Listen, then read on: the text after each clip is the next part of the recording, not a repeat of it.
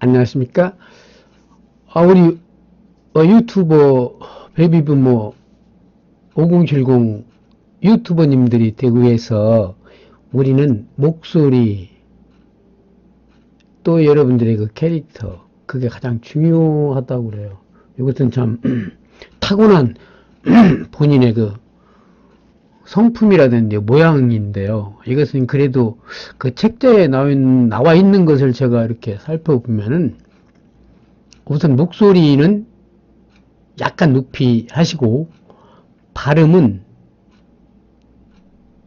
똑똑하게 명쾌하게 잘 들리게 이렇게 발음을 하려는데 이것도 하루 이틀 연습해서는 되지 않습니다만 그 발음을 명확히 하시려고 하는 그런 노력. 그래서 아, 이, 우, 에, 오 목소리를 튀고 저 같은 경우도 할 때는 그런 준비를 좀 발성 연습을 한다 할까요? 뭐 그런 연습을 합니다. 발음이 중요하고요. 그 다음에 무슨 말을 했는지 그 명확하게 들려야 되는데 명확성이 없으면 듣는 사람이 좀 불편하겠죠. 어떤 유튜버들은 그 자막을 막 다 다는데 자막 닫는 것도 우리 5070에서는 그렇게 의미가 없다고 생각해요. 목소리 들으면서 중요한 것을 자막으로 이렇게 텔레비전 뉴스처럼 이렇게 해주는 것이 좋지 않을까 해서 저는 그런 자막 프로그램을 쓰지 않습니다. 말하는 게 자막이 안 온 것도 굉장히 빨리빨리 지나가니까 보시기에 피곤하실 것 같아서 저 나름대로 그랬는데 아마 나중에 반응을 봐서 그게 좋으면 그런 식으로 하려고 합니다. 그 다음에 목소리는요, 본인의 천성적으로 갖고 있는 목소리가 정말 좋으면 더 좋겠는데, 저 같은 경우 목소리가 별로인 것 같아요. 제가 이게 녹음해서 제 목소리를 들어보니까, 내가 이 목소리로 살아왔나 하고 깜짝 놀랐어요. 그건 다른 사람 보면, 이게 내 목소리야? 당신 목소리야? 그런데 저는 제 목소리를 녹음해서 듣고서야 알았어요. 근데 별로 그렇게 호감이 가는 목소리는 아닌 것 같습니다. 그러나 톤은 약간 높여서 얘기하는 것이 더 그 듣는 사람이 더 그 호감을 갖는다 할까요? 뭐 그런 거래요. 그 톤은 좀 높여서 얘기하시는 게 좋을 것 같습니다. 그러나 이 스피치 부분은 연습을 많이 하고 저도 처음 지금 영상 28개인가 되는데요. 첫 번째보다 지금 할 때가 약간 자신감도 생기면서 좀 재미가 있습니다. 하면 자꾸 이건 발전이 될 요소라고 생각합니다. 그 다음에 이제 그 캐릭터인데요. 이 캐릭터는 이건 뭐라고 해야 돼? 그 사람의 전체적인 성품, 모습 딱 보면 느끼는 그 뭐 하여튼 설명할 수 없는 그 사람의 아우라라 갈까요? 느끼는 풍경. 그래서 얼굴을 이렇게 보면 처음 첫인상이 죄송해요. 처음 첫인상이 좋게 보이는 사람이 있고 어떤 사람은 첫인상이 정말 시체말라 별로인 사람이 있고 첫인상이 참 중요하죠. 그래서 어떤 사람은 그 얼굴을 노출을 시키면서 방송을 하는 사람들 있지만 대부분은 뭐 자기 얼굴을 드러내놓고 합니다. 무슨 이거 유튜브 하는 게 무슨 뭐 큰 죄입니까?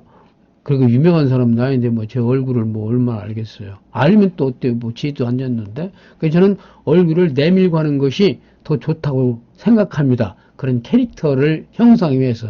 그 다음에 전체 모습은 그 사람의 풍기는 그 비비님들 어떻게 보면 딱 사람 3초 만에 안다 그러잖아요. 저 사람 이럴 것이다 라고 평가하는 것이 그 사람의 캐릭터고 그 사람 전체 모습에서 그 사람은 웃기는 사람이야. 그 사람은 거룩한 사람이야. 거만한 사람이야. 시익한 사람이야. 뭐 그렇게 판단하잖아요. 그 누구 보면 좋아. 누구 보면 싫어. 전체 모습. 그 전체 모습이 굉장히 중요하니까 옷 차림 같은 거, 옷 매무새 같은 걸 어떻게 신경 쓰고 녹화를 해야 되겠죠. 그러나 캐릭터는요. 본인 몰라요. 본인도 본인의 캐릭터를 모릅니다. 몰라요. 그냥 이게 다른 사람들이 이건 그냥 다른 사람들에게 정해주는 것 같아요. 캐릭터는. 그 사람 캐릭터는 그래. 그러니까 우리 이게 전체로 볼 때 이게 지금 비비님들 전체로 볼 때요.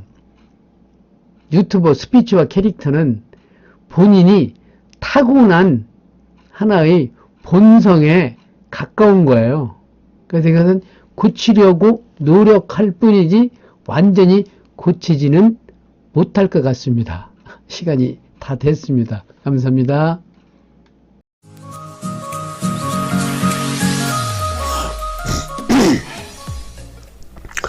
안녕하십니까? 오늘은 어제 친구 초대받아서 가서 저녁을 먹을 때 느꼈던 바를 비비님들과 같이 한번 얘기해 보고 싶습니다. 마침 어제 회의가 있어서 갔다 왔는데요.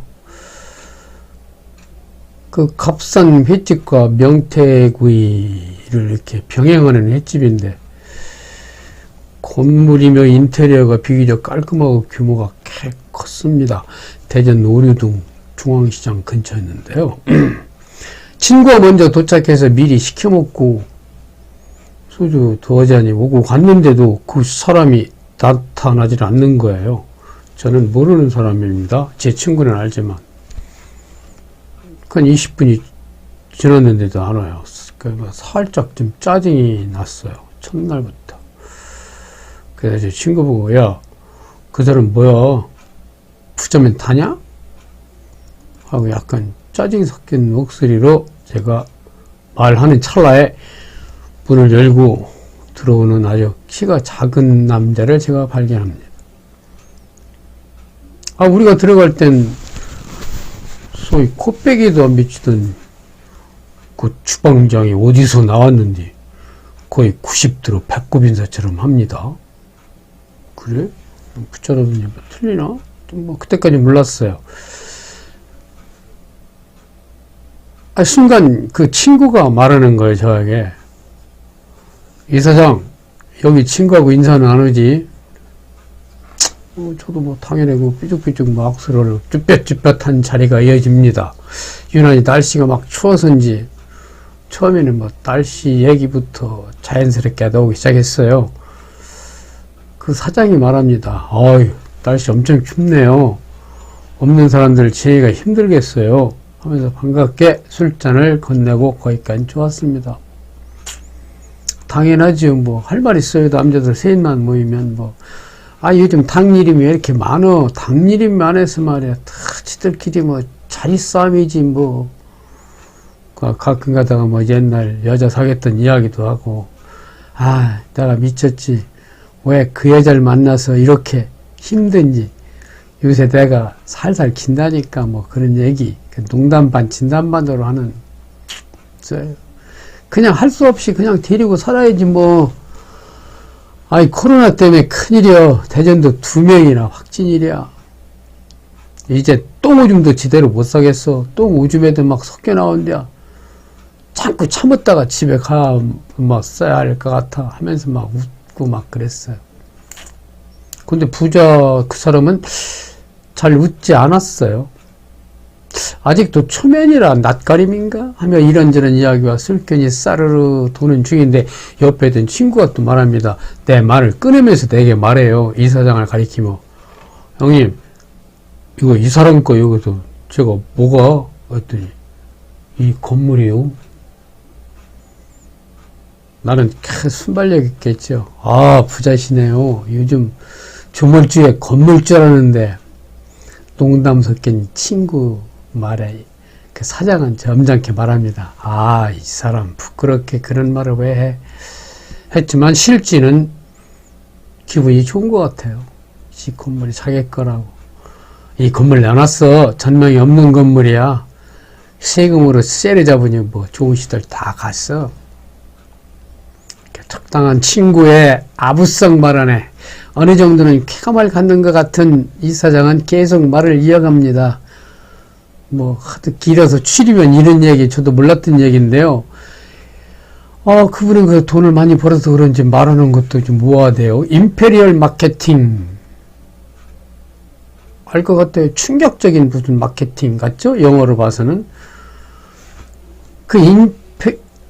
임페리얼 마케팅이 C가 요즘에 안 먹었대. 여기 와서는 쉽게 말하면 가격 파괴와 반대되는 개념입니다. 예를 든다면 이런 거 말입니다. 자, 여러분 세일입니다. 폭탄 세일입니다. 대한민국에서 제일 쌉니다가 아니라 이런 종류에서 이게 제일 비쌉니다. 돈 많이 있는 사람 오세요. 싸구려는 팔지 않습니다. 같은 물건보다 3배는 비쌉니다. 탤런트 누구누가 입었고요. 맞춤형이라 대한민국에서 몇 벌 안 되는 옷입니다. 유명 디자이너 누구누가 했고요. 입어보시면 제값을 다 합니다. 뭐 이런 말이요. 가끔 그러죠. 이 자동차는 세계에서 딱 5대 생산해서 우리나라 재벌 대그룹 회장 누가 타고요. 이 시계는 한정판이라서요. 값이 2억이고요. 이 백은 구찌에서 단 10개 만들었는데 그중 2개를 한국에 갖고 왔기 때문에 값이 이렇게 비쌉니다. 이렇게 막 축게 팍 축게 세우는 이게 임페리얼 마케팅이랍니다. 그럴듯해요. 부자들은 비싸야 좋아하니까. 그런 개념이에요.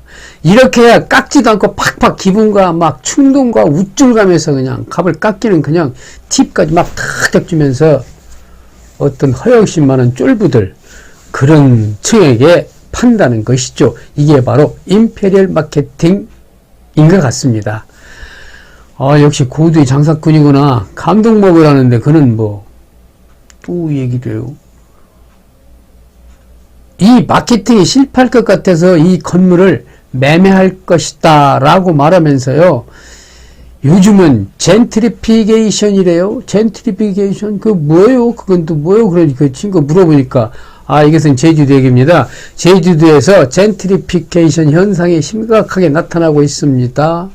서울에서 나타난 부동산이 몸살이 최근에 5, 6년 주기로 나타난다며 제주의 속도감은 코로나 수준이 아니랍니다. 그러면서 중국인 관광객이 늘어날 것을 대비해서요. 제주도에서는요. 미리 무슨 거리 바우젠 거리를 조성했답니다. 거기에 이미 중국 사람들이 다 입주를 하고 비싸게 건물을 비싸게 산 거죠. 입주를 하다 보니까 이제 거기 턴을 잡았던 상인들이 하나씩 둘씩 나가게 됩니다. 비싸게 팔고 나가는 거예요. 비싸니까 팔고 나가겠죠. 아예 땅을 사가지고 달라는 대로 주고 거기에 자기 건물을 딱 지면 이 건물이 10배 이상은 남는다는 얘기예요. 결국 그게 젠트리피케이션. 그러니까 원도심 재생 사업은 계획 얘기가 나오기 전에 먼저 흥정부터 시작했다는 말. 그러니까 젠트리피케이션 효과는요. 가난하고 개발이 너무 늦은 가난한 동네에 어떤 효과를 주면 그 동네가 개발되면서 결국 원주민도 살리고 들어간 사람은 또 부동산 이득을 본다는 거지요. 예술가들이 들어가서 마을 담장에 그림을 그리고 원도심 살리게만 유명해진 달동네가 추억의 거리다 뭐다 해서 유명한 그 거리가 되잖아요. 그 달동네가 이제 사람들이 많이 가니까 달동네 사람들이 부자가 되니까 거기에다가 큰 건물 하나 지으면은 그게 바로 젠트리피케이션 현상이라는 거죠. 이 사람 좀 몰랐던 경제 용어를 하면서 우리한테 가오다시 잡는 것 같아요. 그래서 저도 좀 배웠어요. 그래서 저에겐 그러나 필요 없는 과목이었습니다. 그런 것까지 좀 알 필요도 없고요. 왜냐면요, 저와 그 사람은 본질이 다르니까요. 저는 연금 조금 나오는 거 가지고 바닥바닥 먹고 살아요. 짠돌이가 아니면 이미 저는 거들났죠. 어떻게 보면 참. 그래서 제가 부자들은 만나기 싫어합니다. 그날 저녁 왜 그렇게 술을 막 마셨는지. 이튿날 왼종일 유튜브도 하기 싫을 만큼 속이 막 쓰렸어요. 아마 나와 동떨어진 어느 부자의 돈 이야기가 몸만 저의 참자는 자존심을 긁어서 그렇게 되었나 봅니다. 비비님들, 이게 제가 자주 말하는 비참하지만 비겁하지 않게 살아온 우리 비비님들의 진정한 마음이 아니겠습니까? 친구도 비슷 유유상종이라고 그런 사람끼리 만나야 좀 따뜻한 정이 오고 가지요. 막 격차가 이렇게 벌어진 사람을 만나면요. 얻어 먹어도 음식 맛도 없고 막 스트레스 쌓여요. 그런 걸 나이가 들으니까 자꾸 그런 걸 느껴요. 이제는 나다. 나를 위한 자존감에 내가 스스로 나에게 빠지면 무서울 게 없다. 내가 제일 잘났다는 식으로 사는 우리 비비님들, 저와 함께 유튜브 배워서 자존감 높이고 어디 가서도 기 죽지 않고 당당하게 사는 모습으로 오늘 같이 갑시다. 감사합니다. 안녕히 계십시오.